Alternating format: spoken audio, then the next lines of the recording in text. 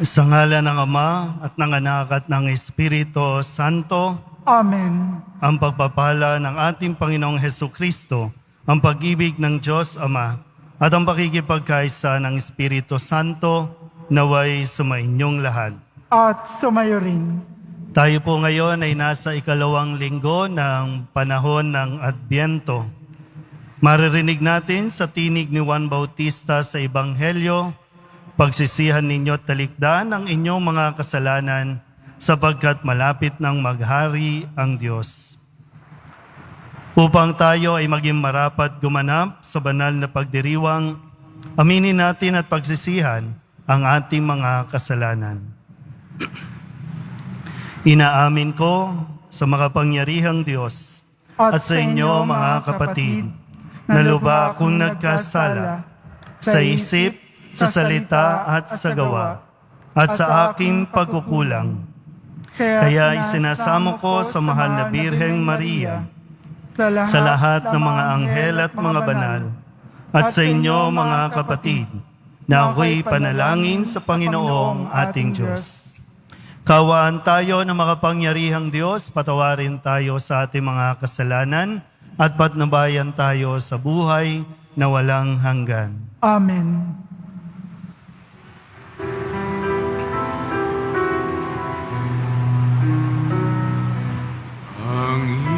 Panginoon, kawaan mo kami, kawaan mo kami. Panginoon, kawaan mo kami, kawaan mo kami. Kristo, kawaan mo kami, kawaan mo kami. Kristo, kawaan mo kami, kawaan mo kami. Panginoon, kawaan mo kami, kawaan mo kami. Panginoon, kawaan mo kami, kawaan mo kami.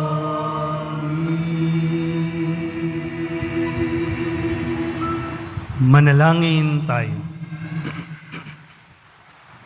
Ama naming makapangyarihan at maawain, sa aming pagsalubong sa iyong anak, huwag mong ipahintulot na maging hadlang ang aming mga pinagkakaabalahan. Turuan nawa kami ng kanyang karunungan upang kami ay kanyang makapiling, kasama mo at ng Espiritu Santo, magpasawalang hanggan. Amen. Magsiupo muna po ang lahat.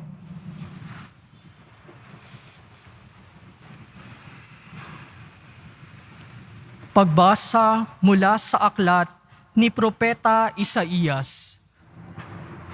Sa araw na iyon, sa lahi ni Jesse ay lilitaw ang isang hari, tulad ng supling mula sa isang tuod. Mananahan sa kanya ang Espiritu ng Panginoon.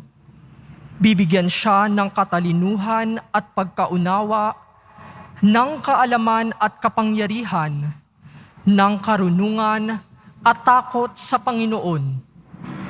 Kagalakan niya ang tumalima sa Panginoon.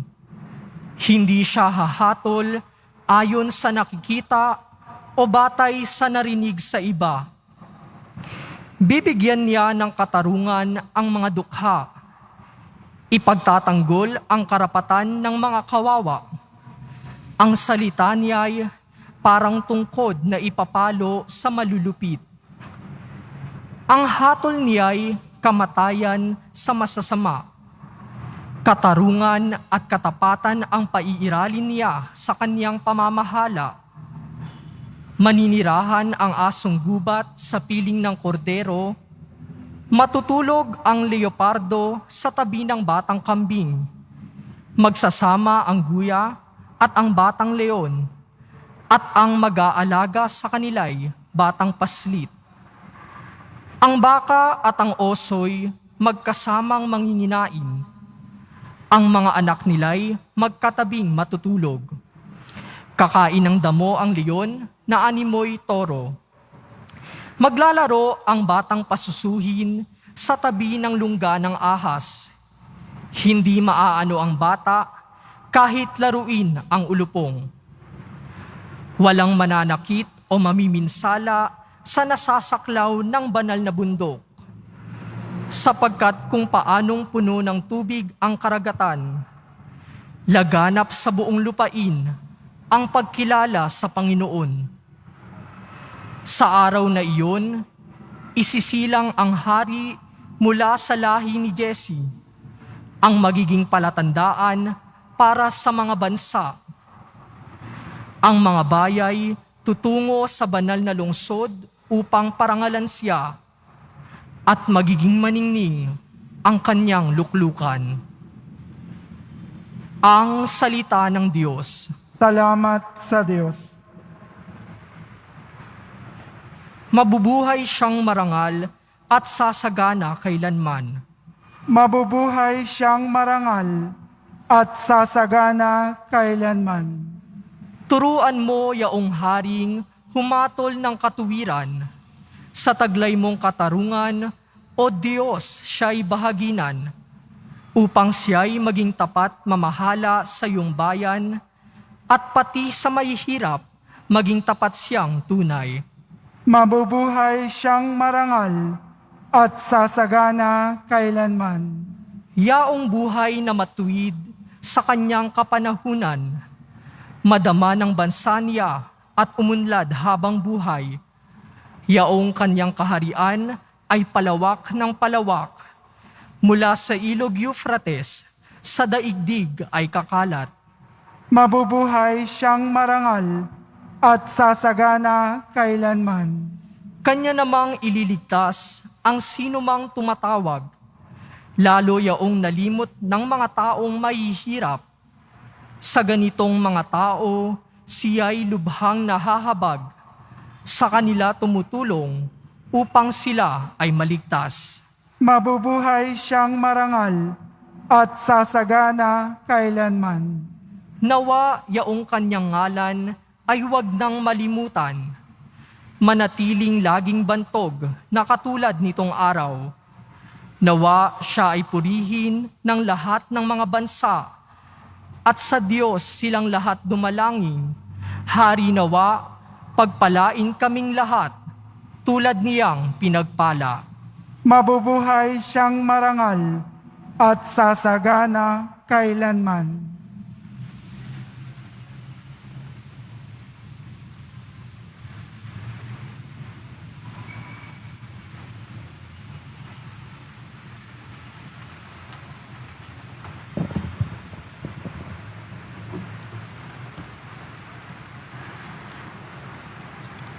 Pagbasa mula sa sulat ni Apostol San Pablo sa mga taga-Roma.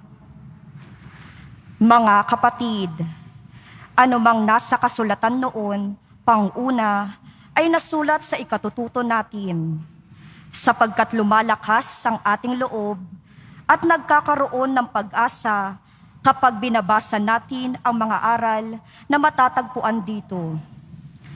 Loobin nawa ng Diyos na nagpapatatag at nagpapalakas ng loob, na mamuhay kayong may pagkakaisa kay Kristo Jesus.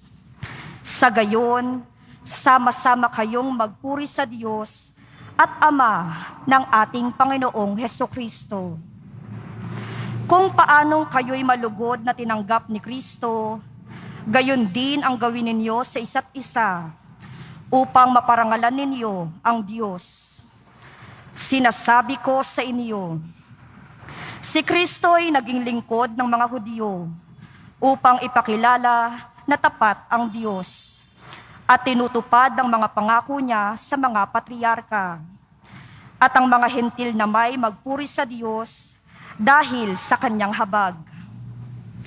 Ayon sa sinasabi sa kasulatan, kaya't papapurihan kita sa harapan ng mga hentil at aawitan ko ang iyong pangalan.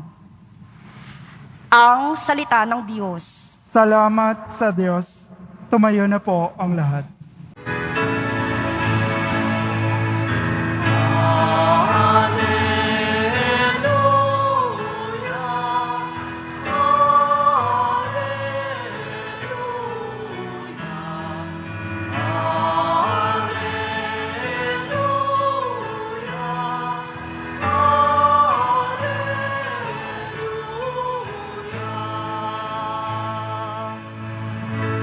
Sa daigdig ay laganap, liwanag na sumisikat, salitang buhay ng lahat.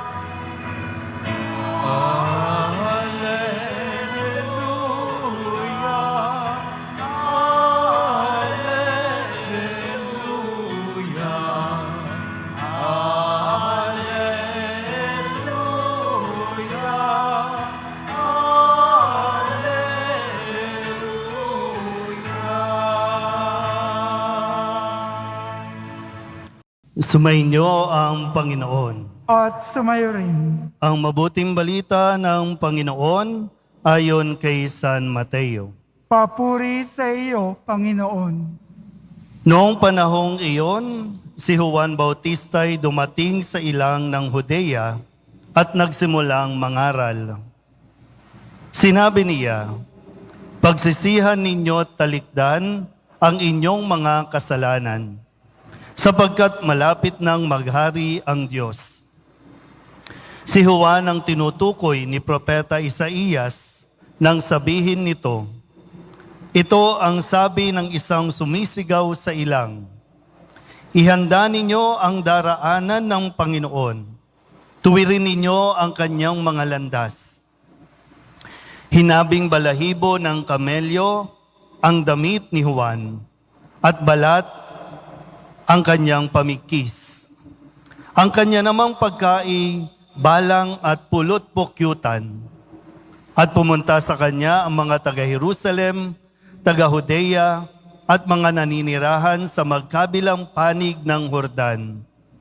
Ipinahayag nila ang kanilang mga kasalanan at sila'y bininyagan ni Juan sa ilog Jordan.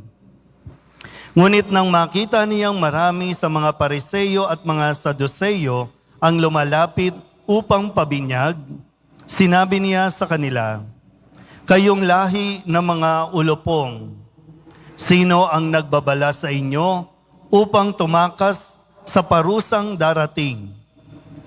Ipakilala ninyo sa pamamagitan ng inyong pamumuhay na kayo'y nagsisisi, at huwag ninyong ipangahas na kayo'y anak ni Abraham. Sinasabi ko sa inyo, ang Diyos ay makalilikha ng mga tunay na anak ni Abraham mula sa mga batong ito. Ngayon pa'y nakaamba na ang palakol sa ugat ng punong kahoy. Ang bawat punong kahoy na hindi mabuti ang bunga ay puputulin at ihahagis sa apoy. Binibinyagan ko kayo sa tubig bilang tanda ng pagsisisi ninyo at pagtalikod sa inyong mga kasalanan. Ngunit ang dumarating na kasunod ko, ang magbibinyag sa inyo sa Espiritu Santo at sa apoy. Siya'y makapangyarihan kaysa akin. Hindi ako karapat-dapat kahit tagadala ng kanyang panyapak. Hawak niya ang kanyang kalaykay upang alisin ang dayami. Titipunin niya sa kamalig ang trigo, ngunit ang ipay susunugin sa apoy na di mamamatay kailanman. Ang mabuting balita ng Panginoon. Pinupuri ka namin, Panginoong Heso Kristo. Magsiupo muna po ang lahat.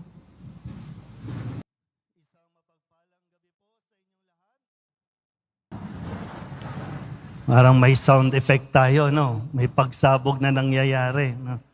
Palapakan po natin ang Pong Jesus Nazareno.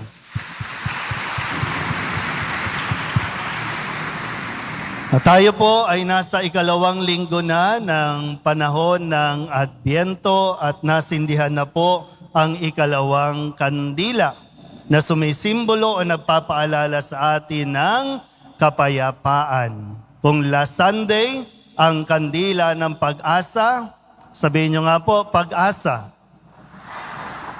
Kapayapaan. Yan. So tingnan po natin, babalikan ko po mamaya, no? Itong dalawang kandilang ito. Okay. Ano po ba ang pagninilay o mensahe na atin pong kapupulutan ngayong ikalawang linggo ng Adbyento?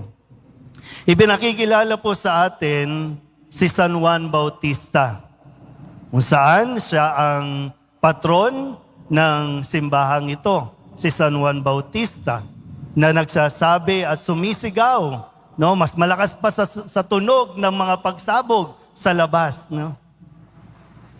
At ang sabi ay, pagsisihan ninyo talikdan ang inyong mga kasalanan. Isinisigaw dahil nga binibigyan tayo ng 4 na linggong para maghanda. Para maghanda. Sabihin nyo nga po, maghanda. Yan yung pinakadiwa, no, nitong Adbyento na ito, na tayo po ay maghanda, maging handa sa muling pagdating ni Kristo.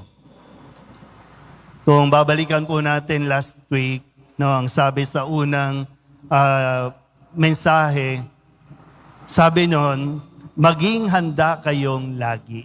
No? Maging handa kayong lagi. Walang nakakaalam ng oras o araw ng pagdating ng anak ng tao. Pero dapat maging handa kayong lagi. Sa 3 bagay po ang matututunan natin sa pahayag na ito ni San Juan Bautista. Una ay pagsisisi. Sabihin nyo nga po, pagsisisi. So, ulitin ko po, no? Sabi, pagsisihan ninyo at talikdan ang inyong mga kasalanan. Nung makita ni San Juan Bautista, yung ibang nagpapabinyag, sinita niya ito at sinabing, parang, anong ginagawa nyo rito? Magpapabinyag lang kayo? Hindi naman kayo nagsisisi. Kasi kung talagang nagsisisi, dapat tinatalikdan. Kung talagang nagsisisi, dapat binabago. Mahirap po yung sasabihin lang natin, sorry ha, sorry. Bukas magsusorry ulit. Sa isang araw magsusorry ulit. Na wala namang binabago. Halimbawa, yung mga mag-asawa, kapag nagkasala yung asawa mo, humingi ng tawad, ang inaasahan kung talagang sincere na humingi ng tawad, hindi ka na babalik doon sa dahilan kung bakit kayo nag-away. Walang saysa yung paghingi ng tawad kung hindi mo iiwanan yung mga gawain na nagdudulot ng pagkakasala. Sabihin niyo nga po sa katabi ninyo, magsisi na tayo. Na siya naman po talagang pinakamahalagang paghahanda na dapat gawin. Nakakadalawang linggo na tayo o pangalawang linggo na. Inaayos na ba natin yung ating pong sarili para magkaroon tayo ng lakas ng loob na makapagsisi, makapagkumpisal? Lalo na dito sa Quiapo, araw-araw mula umaga hanggang gabi, mayroong available na nagpapakumpisal.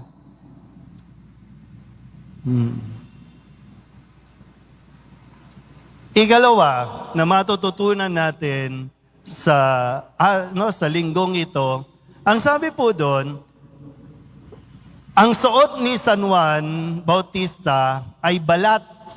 No? Balat lang. Yung balat na hayop, yun lang.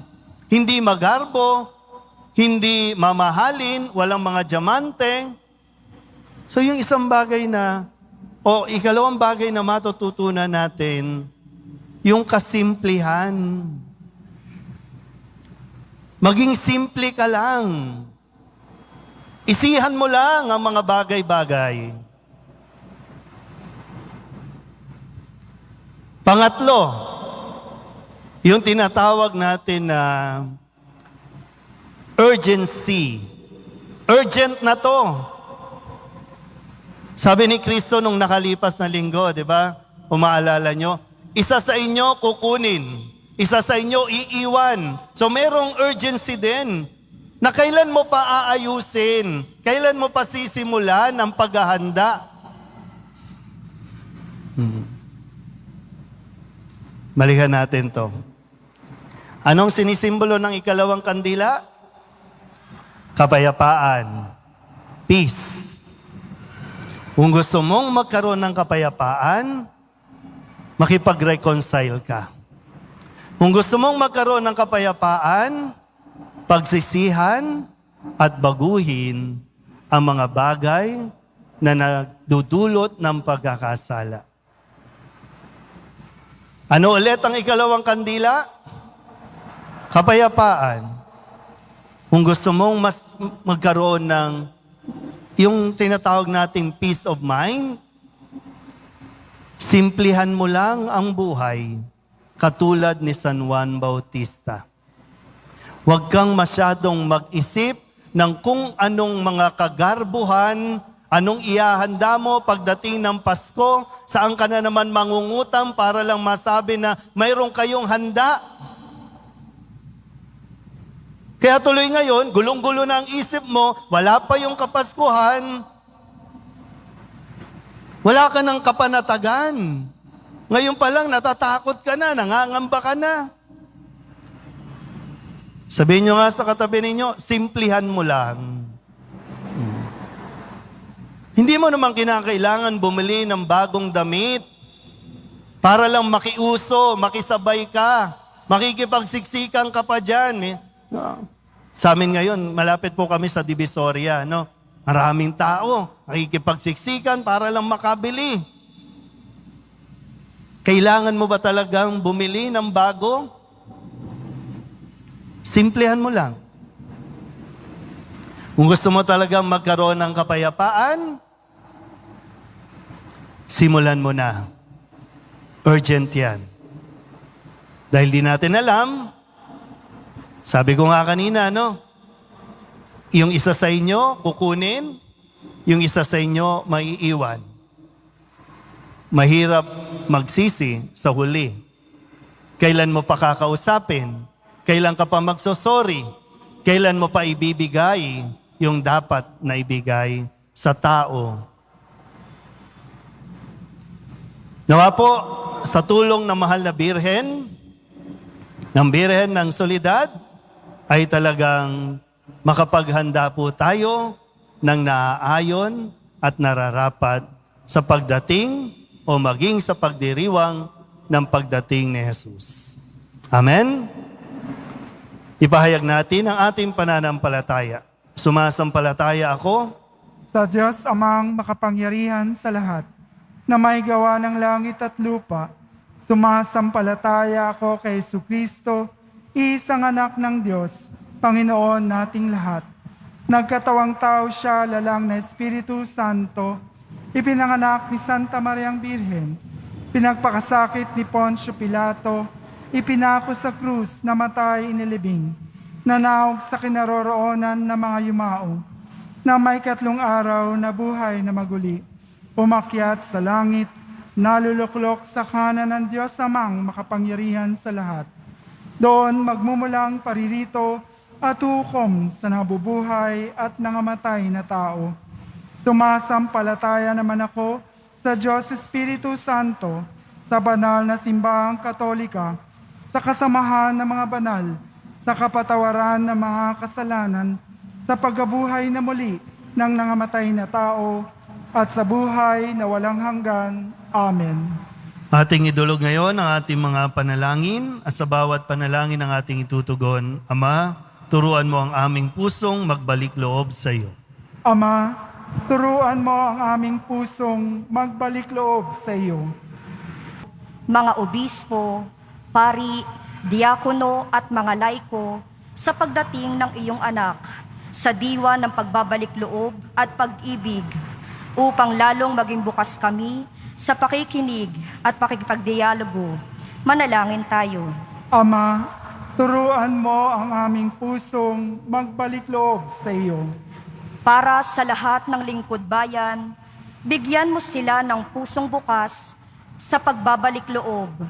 Ilayo mo sila sa mga tukso habang kanilang pinaglilingkuran ang aming bayan. Manalangin tayo. Ama, turuan mo ang aming pusong magbalik loob sa iyo. Para sa aming natitipon ngayon, bigyan mo kami ng kababaang loob upang kami makapagsisi ng buong buo ngayong panahon ng paghahanda sa pagdating ng iyong anak. Manalangin tayo. Ama, turuan mo ang aming pusong magbalik loob sa iyo. Para sa mga mahal naming namayapa, matamasa nawa nila ang iyong walang hanggang awa habang kanilang hinihintay ang muling pagdating ng aming Panginoon. Manalangin tayo. Ama, turuan mo ang aming pusong magbalik loob sa iyo. Dulog din natin sa Panginoon ang ating mga personal na kahilingan at mga panalangin para sa ating mga pamilya, para sa lahat ng mga misang pasasalamat, mga kaluluwa na hinihiling na ipagdasal sa misang ito.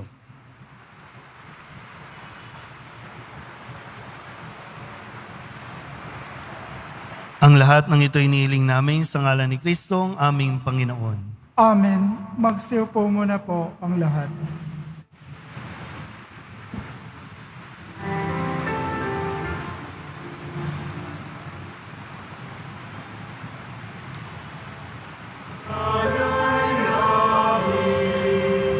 Sa iyong pagdating, kabutihang pag-asa, mga pusong tapat. Sama namin ay iyong dinggin.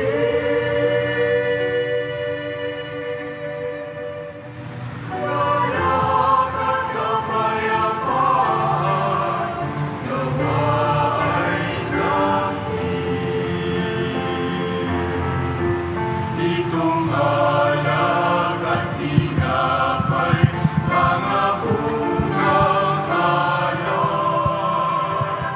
Halo ng pawis at biyaya ng langit. Sa aming pag-ibig sa kapwa kapatid.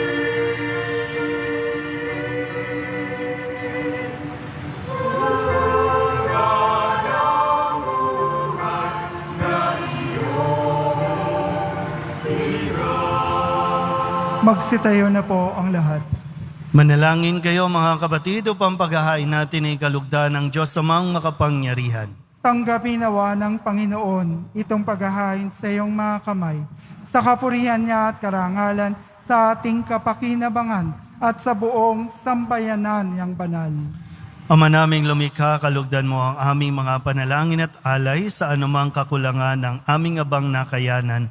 Naway ang pag-ibig mo ang magbigay kapupunan sa pamamagitan ni Jesucristo kasama ng Espiritu Santo magpasawalang hanggan. Amen. Sumainyo ang Panginoon. At sumayo rin. Itaas sa Diyos ang inyong puso at diwa. Itinaas na namin sa Panginoon. Pasalamatan natin ang Panginoong ating Diyos. Marapat na siya ay pasalamatan. Ama naming makapangyarihan, tunay ngang marapat na ikaw ay aming pasalamatan sa pamamagitan ni Jesucristo na aming Panginoon. Siya'y sinugo mo upang matupad ang iyong magandang balak para sa lahat. Hindi niya ikinahiyang mamuhay ng mahirap upang mapakisamahan niya kaming matapat. Siya'y naging hindi na iba sa amin upang maitampok niya kami sa iyong piling. Sa kanyang lantarang muling pagdating, ang pakikisama niya'y puspusang magniningning at ang pangako niyang kapanapanabik ay inaasahan naming lubos na makakamit. Kaya kaysa ng mga anghel na nagsisiawin ng papuri sa iyo, nang walang humpay sa kalangitan, kami nagbubunyi sa iyong kadakilaan.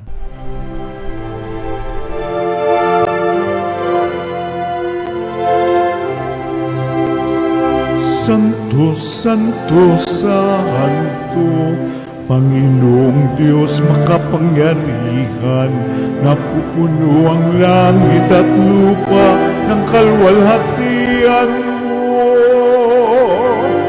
Hosana sa kaitaasan, pinagpalang na paririto sa ngalan ng Panginoon. Hosana sa kaitaasan.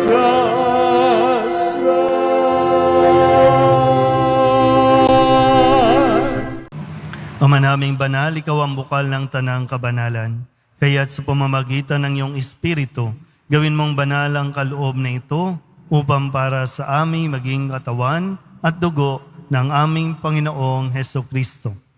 Bago niya pinagtiis ang kusang loob na maging handog, hinawakan niya ang tinapay, pinasalamatan kaniya, pinaghati-hati niya iyon, iniabot sa kanyang mga alagad at sinabi, "Tanggapin ninyong lahat ito at kanin, ito ang aking katawan na ihahandog para sa inyo."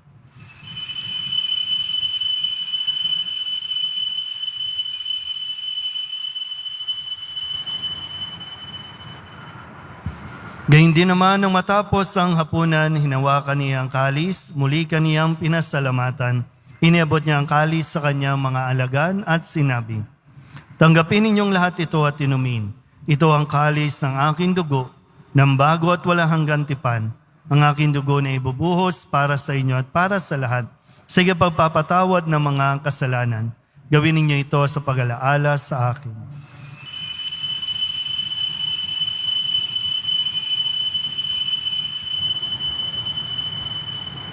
Magsitayo na po ang lahat. Ipagbunyi natin ang misteryo ng pananampalataya.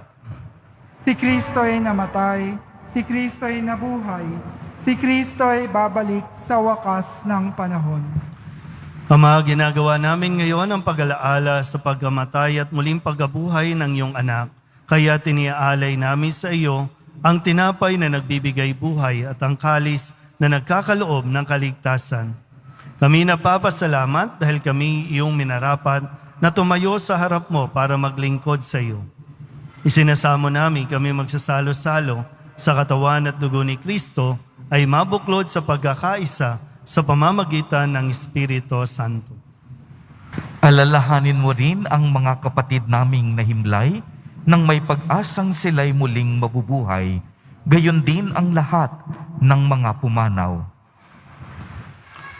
Kaawaan mo sila at patuloyin sa iyong kaliwanagan. Kaawaan mo at pagindapatin kaming lahat na makasalo sa iyong buhay na walang wakas.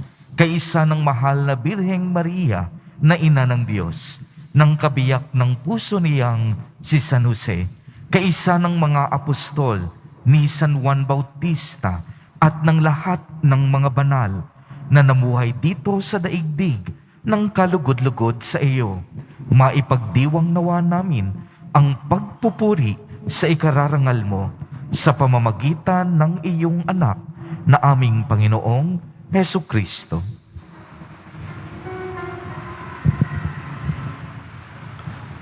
Sa pamamagitan ni Kristo, kasama niya at sa Kanya, ang lahat ng parangal at papuri ay sa iyo, Diyos Ama, makapangyarihan, kasama ng Espiritu Santo, magpasawalang hanggan.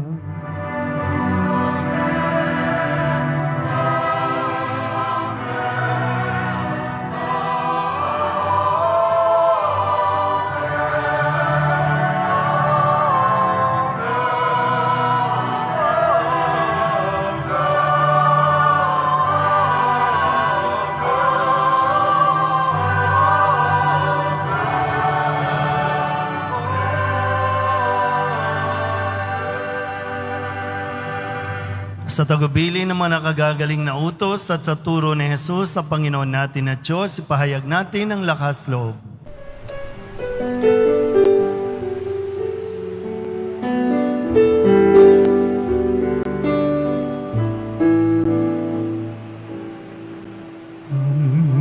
namin sumasalang ka, sambahin ang ngalan mo, mapasamin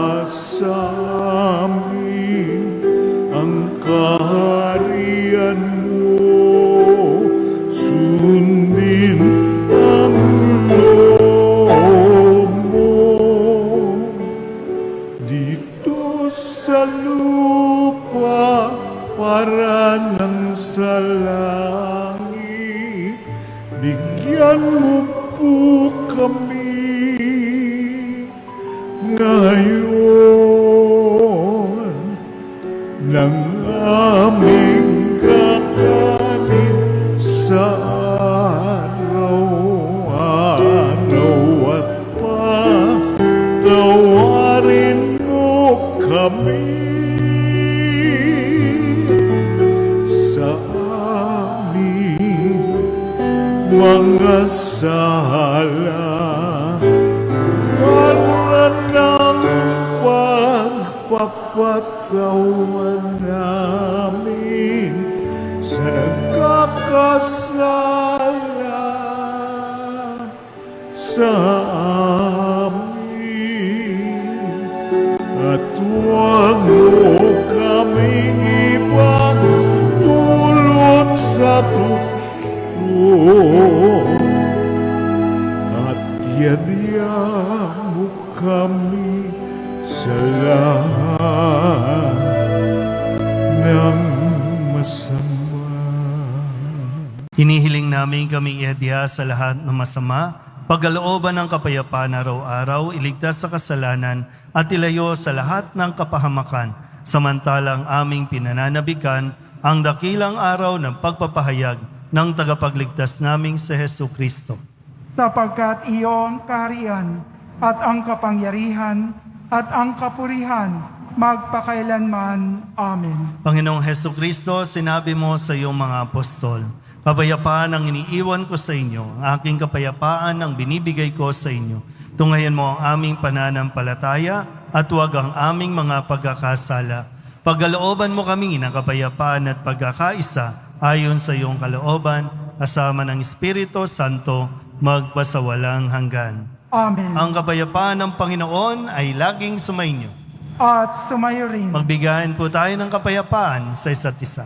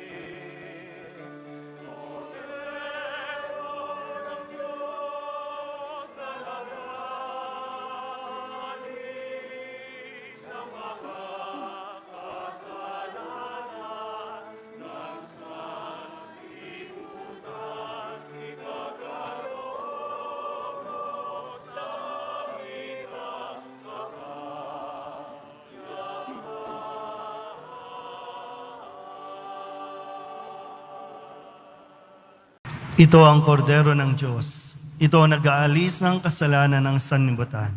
Mapalad ang mga inaanyayahan sa kanyang piging.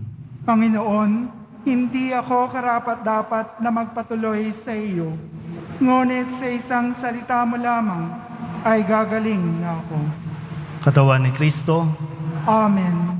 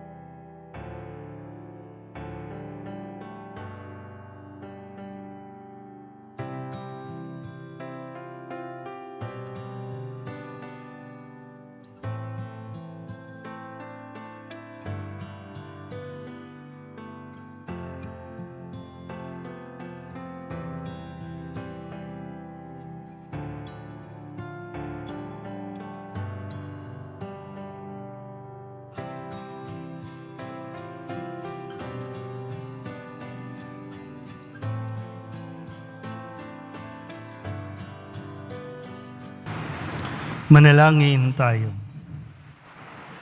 Ama naming mapagmahal, kaming pinapakinabang mo sa iyong banal na salo-salo, ay turuan mong kumilala sa layunin ng iyong mga nilikang bagay na dapat naming gamitin upang kami ay sumapit sa iyong piling sa pamamagitan ni Jesucristo kasama ng Espiritu Santo magpasawalang hanggan. Amen. Sumainyo ang Panginoon. At sumayo rin.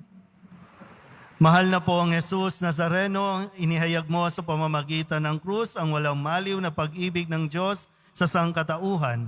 Pakinggan mo ang kahilingan ng iyong angkan na nagsusumamo sa iyo. Makamtanawa nila ang iyong katugunan at tanggapin ang kasagutan na may utang na loob na tinatanaw.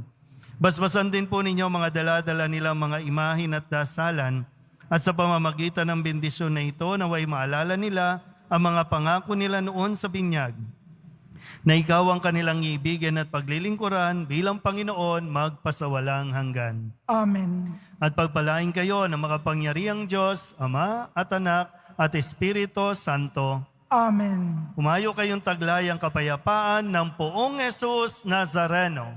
Salamat sa Diyos. Magandang araw po.